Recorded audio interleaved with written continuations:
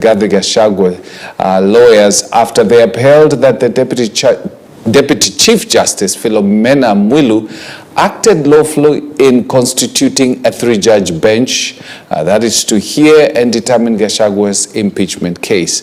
The judges had to rule on the legality of the three-judge bench appointed to hear the case, the role of the Chief Justice and Deputy Chief Justice with regards to empanelling a judge's bench, and whether there was any informal court session done on Saturday as had been alleged by the petitioner. To us, it is beyond peradventure that the Honorable DCJ can assign judges under Article 165, Article 4 of the Constitution, whenever he or she is discharging any of the constitutional functions on behalf of the Chief Justice. In this case, we do not find any fault in the Honorable DCJ assigning judges to sit in this bench, more so when the Honorable Chief Justice has not raised any red flag. With respect to the claim that was raised on discriminatory transmission of files to the bench, it must be emphasized that this bench has no role and no control whatsoever in the administrative processes that occur prior to its empanelment. Concerns have been raised about delays in the transmission of certain files, but it is crucial for us to clarify that the term transmission in this case may not necessarily refer to the physical transfer of documents. In the context of judicial processes, particularly with the advent of digital systems, transmission may very well refer to the electronic movement or assignment of case files within the judiciary's digital infrastructure.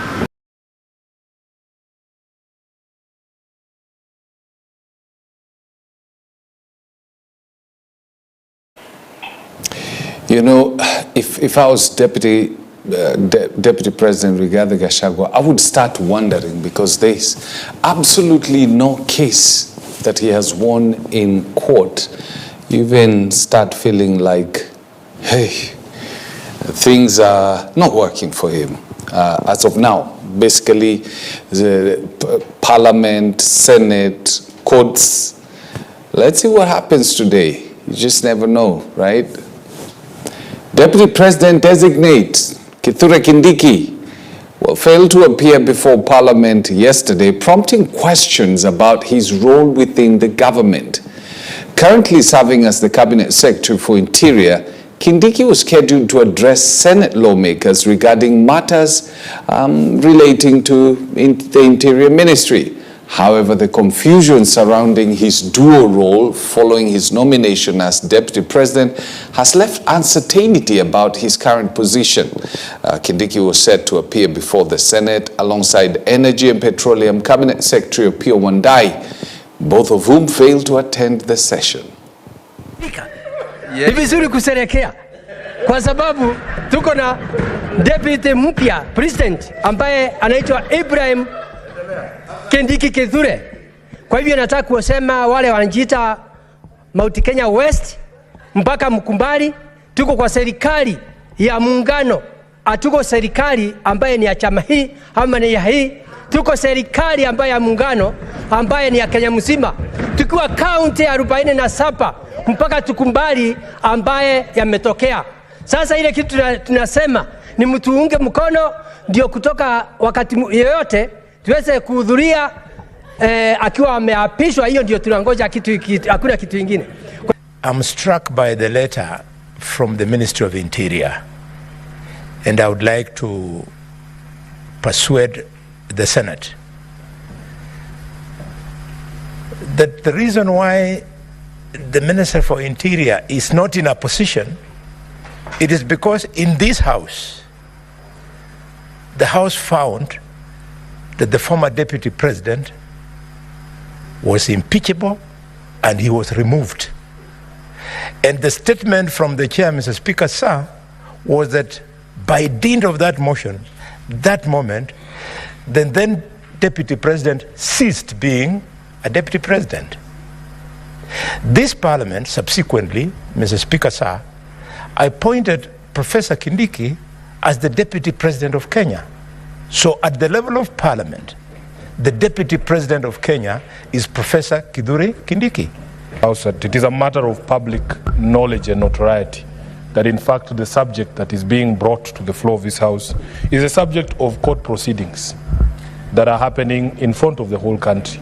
It will be highly prejudicial, Honorable Speaker, for us to engage in that debate at this particular moment in time. I think for the respect of the constitutional institutions that we have, because you will remember, Honorable Speaker, last week when this House was charged with that matter, the courts refused to intervene. I think we owe it to the other constitutional institutions to also give them the respect they deserve under the rules of sub judice, not to discuss those matters when they are live before them.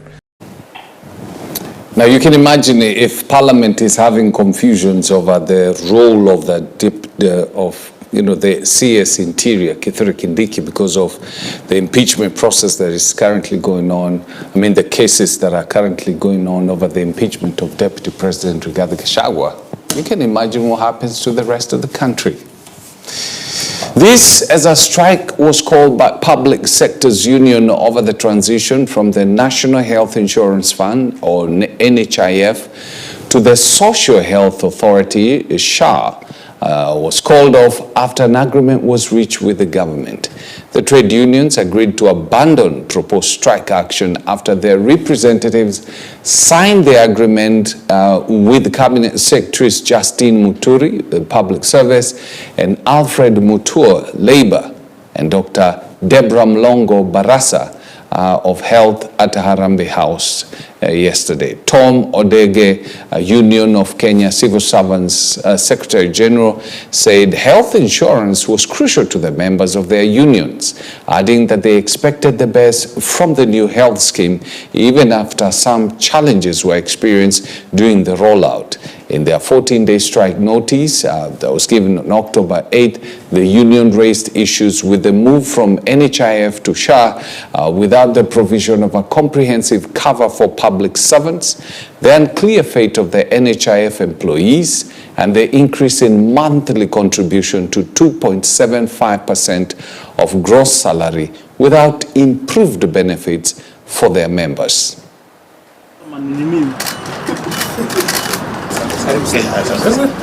So we are standing here to call off the threat and to call off the strike, because whatever made us to give the notice has been sorted out.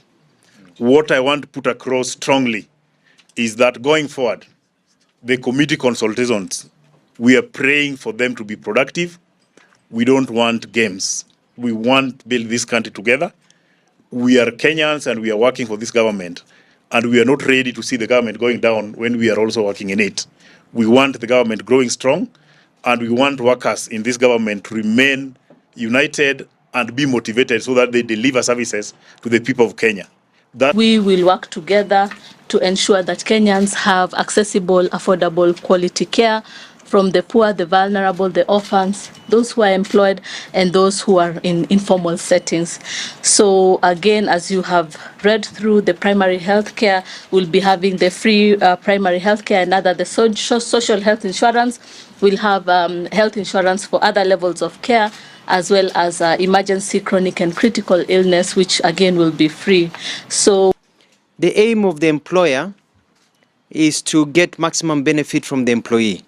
And the employee has a right also to demand benefits, especially when it comes to issues of healthcare that benefit you.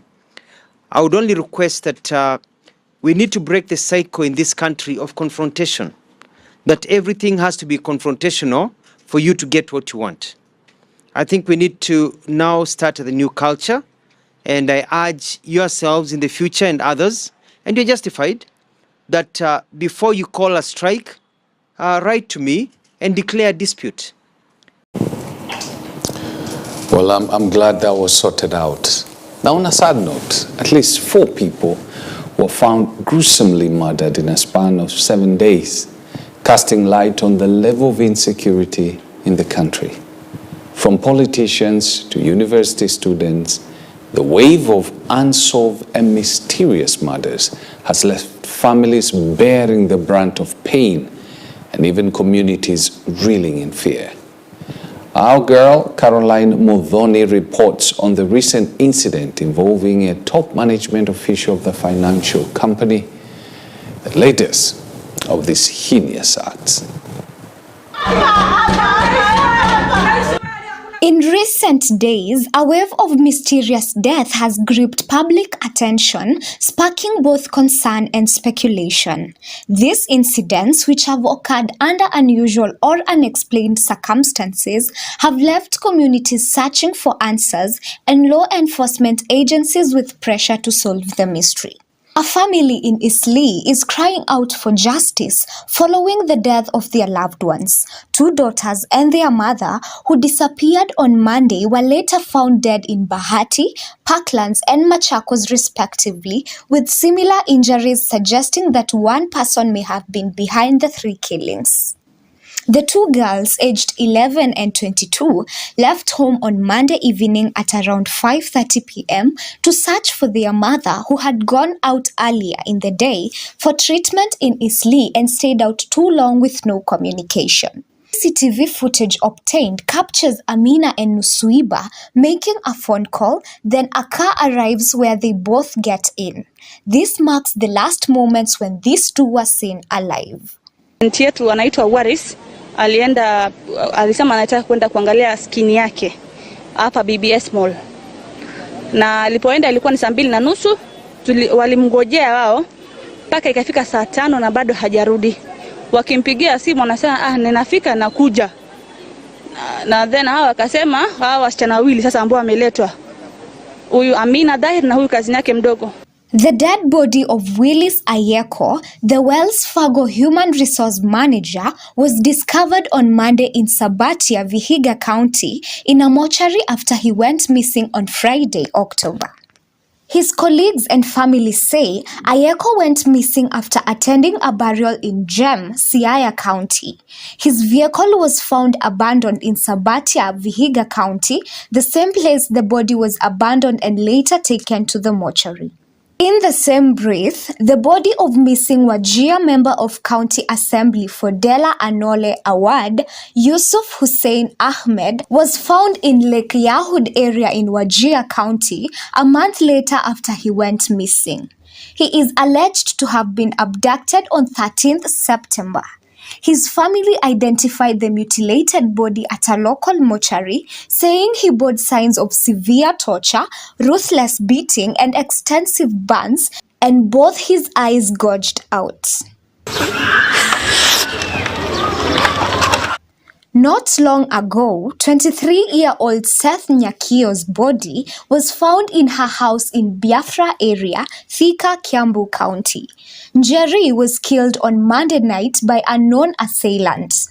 Her mother, Lucy Njeri, a nominated member of County Assembly in Kirinyaga County, said that her only daughter was in high spirits on a fateful day. Her naked, lifeless body was strangled and sexually abused before she was killed.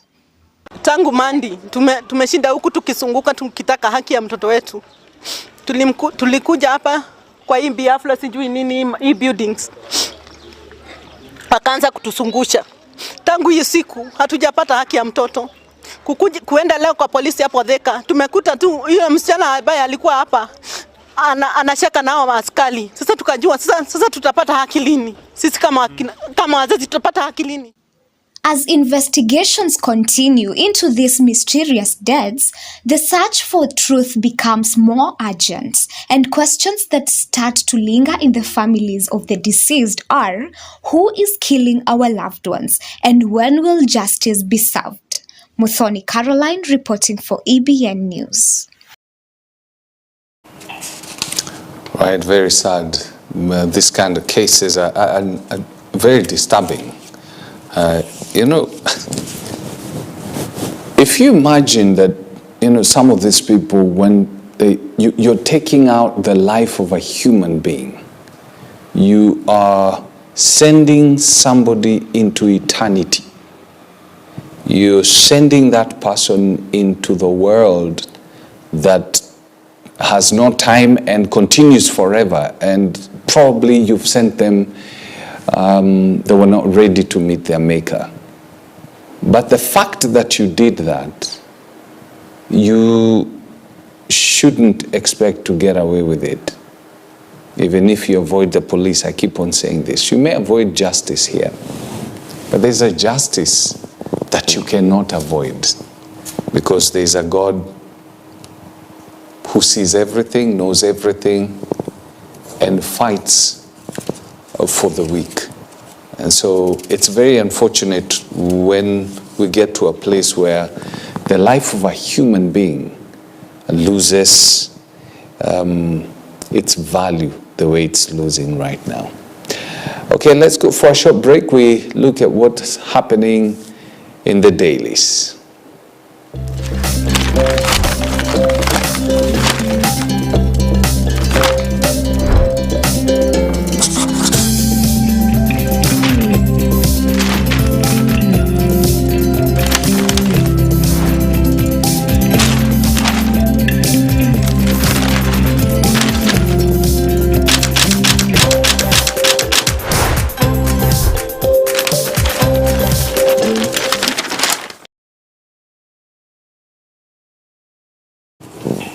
Right, we start with the Standard. Blow to Gachagua as judges stay put.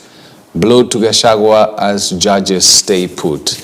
Well, I must say, he had wanted this particular bench be set aside. He wanted the way it was set up, or it was paneled, be declared unconstitutional, because the person who set up this judge was actually the Deputy Chief Justice. In a very cloudy manner, in the sense that quite a number of questions were raised by the lawyers as to the process and as to the constitutionality of the Deputy Chief Justice setting up the panel, despite the fact that the Chief Justice was in a position to. I mean, she was not out of the country in such a way that she cannot be reached in one way or the other. But well, the courts declared themselves. And so fresh from blows in the National Assembly, the Senate and the courts last week impeached Deputy President's attempt to block a three-judge bench set up by the Deputy Chief Justice Philomena Mwilu to hear the impeachment case fell apart, with judges dressing down lawyers for their conduct during the hearing of the application. And then, still in the Standard, there's a story about IMF, which, now this is personal. I really don't believe IMF is good for this world. I think IMF is only good for the West. What it does to the rest of the world is so unfair. It is a tool that is used by the West to enslave the rest of the world, and mostly so Africa, because the conditionalities it gives when giving its loans are not meant to help you develop at all. I'm yet to see one country that the IMF has helped to develop. One African country. For the West, well, that's okay, because I think the loans are charged at almost 0.something%. But for Africa, take for instance, we charge at 10%. You cannot be able to compete if that's it done. And so anytime I see the IMF speaking, for me, I see it as hypocrisy, because the IMF is now talking about answers to creating jobs for Gen Zs. And it says, to address growing interest among the youth in sub-Saharan African countries, the International Monetary Funds want Kenya and other nations in the continent to prioritize job creation, and has identified 3 major challenges that it says must be addressed to improve the job prospects. And then you have Ruto, Somalia president, urged support for African Union peace missions. Then anxiety, intense lobbying amid DP ouster and Kindiki elevation. And the 4th page gives an in-depth story of how the DP suffered blows. Page 5, Karunga Wathangwa seeks 4-year term for all elected leaders, seeks to reduce it to 4 years. That should be pretty interesting. Government unites against Gachagua in a show of unity that has recently become the norm. The executive and parliament are fighting in one corner against Rigathi Gachagua. And then on the back page, we have a gentleman here, Vinicius, showing his class again against Dortmund.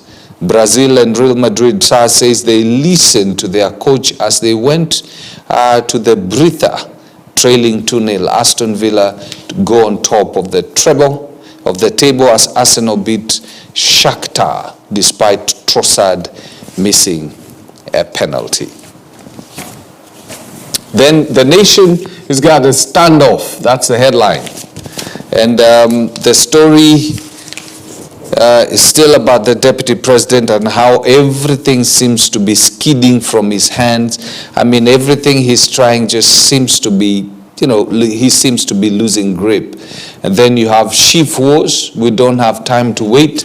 The patients tell Ruto, patients missing critical procedures like chemotherapy because hospitals are demanding cash up front due to the chaotic transformation to a new healthcare system, have scoffed at President William Ruto's latest assurance.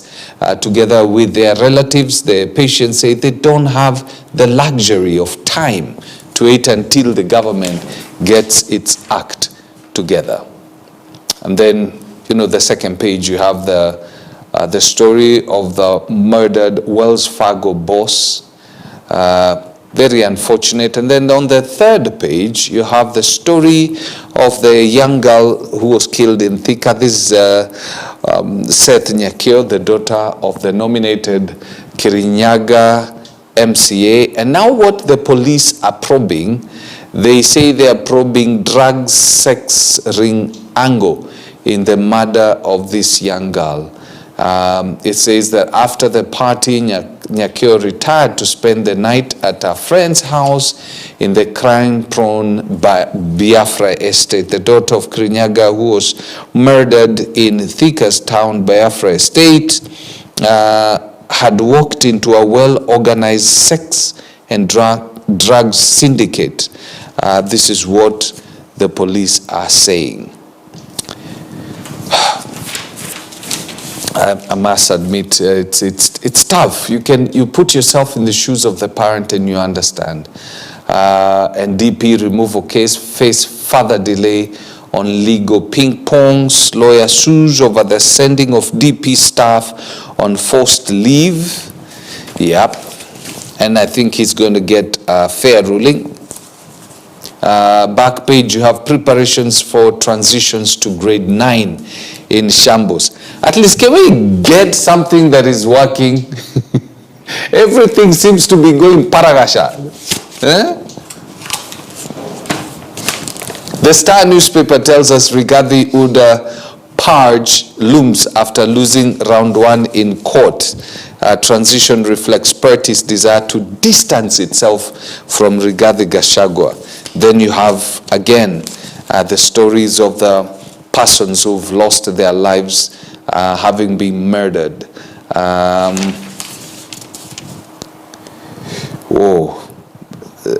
The Star has the story of cancer patients, chemotherapy, having to pay cash. Can you imagine what the cancer patients are going through? You probably don't have cash, you don't have money, you're scheduled for chemotherapy, but you don't have money, and the hospitals are demanding that they cannot use the share the system because it's in such a mess.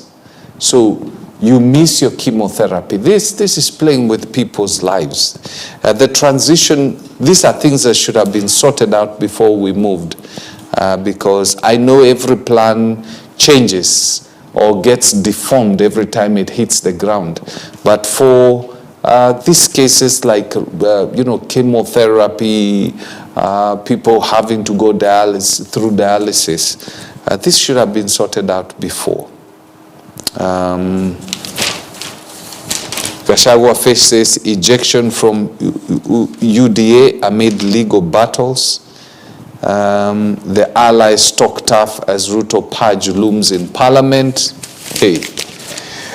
All right. Then we got the back page of the Star. Hit squad debutant Macharia bullish after reaching Africa Elite Final. I'm a fan of boxing. I can watch boxing for a very long time. Actually, I enjoy boxing more than football. It's true. Alan is, cameraman Alan is looking at me like, are you crazy? No, I literally do. I enjoy boxing. I actually did boxing when I was young, so I understand boxing and I love boxing. I played football, yes, when I was young, but after a while, maybe, you know the reason why I don't follow football? There was a time, I can give you a story because Alan is looking at me funny. There was a time when Arsenal were playing Barcelona. I was a Barcelona fan. And at that time, Ronaldinho was playing and Thierry Henry was also playing for Arsenal. And so when they met, the tension that was in the room, I was the only one who was watching football, so I was the only one in the sitting room. I literally felt like my heart was going to stop because of the tension. And I asked myself, why am I putting myself through this? And after they win, I will not even benefit. They will not pay me for watching. Decided, toyawa, watana nayo. And I did. All right, we're going to go for a short break. When we come back, I'm going to be joined by political analyst George Ngaire. We are going to look at some of the things that the Deputy President will have to deal with today. Let's take that break.